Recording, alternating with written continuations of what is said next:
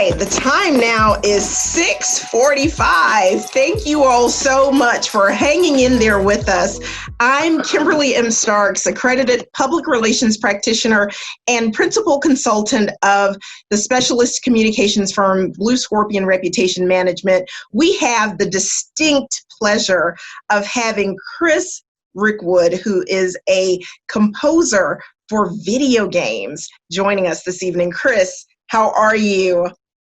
I'm doing good. I like different things. I like exploring different types of music, and I like different types of genres. I will say a lot of my career is kind of in a few different little bubbles. One is existing IPs. Okay. So it was like Evil Dead, Ghostbusters, all the Cartoon Network stuff. Mm-hmm. Just a lot of my games were kind of imitations of what was already done for the, because you're based on films or whatever, mm-hmm.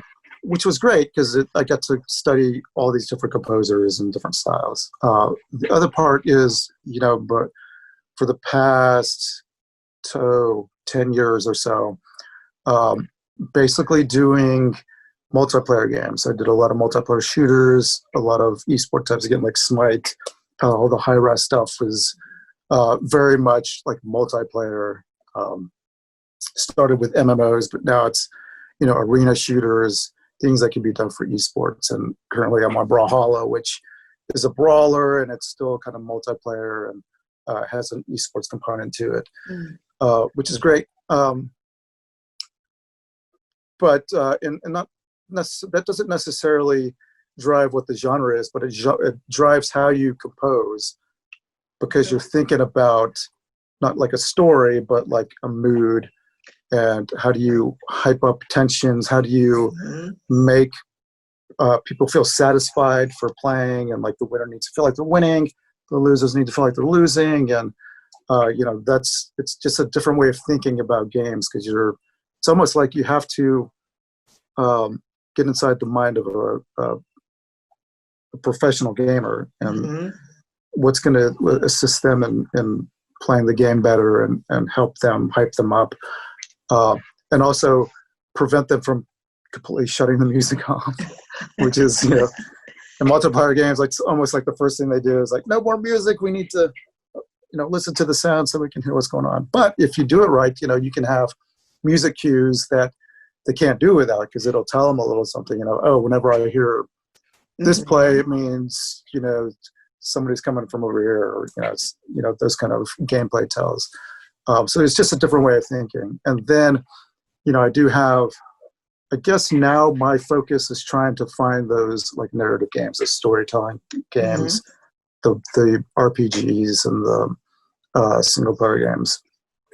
So yeah, that's, I don't know if that answered the question, but like I like doing lots of different things. Well, that answers the first part. Now you have to share with us what video games you play. So I play a lot, and I guess currently I'm playing The Last of Us 2, obviously, because it just came out, and The Last of Us was fantastic. So of course I wanted to see the next iteration of that. I've been playing, this is going to be embarrassing, I've been playing Animal Crossing for the Switch since it came out, like every day. And it's weird because I don't necessarily like the game, and I have a lot of problems with the gameplay of it, but it's like I have to, like daily, like go in there and keep the streak up and like plant my flower, make sure they're like growing, and like it's weird. But yeah, those two games like currently have been, what's been occupying my time. But I play like whatever I can play, I'll play. I guess my favorites are like these open world RPGs, like the Assassin's Creed Odyssey was my favorite game of the last like couple of years. Yeah, I could talk forever for that. Like I love I play games. I mean, I'm a fan of it.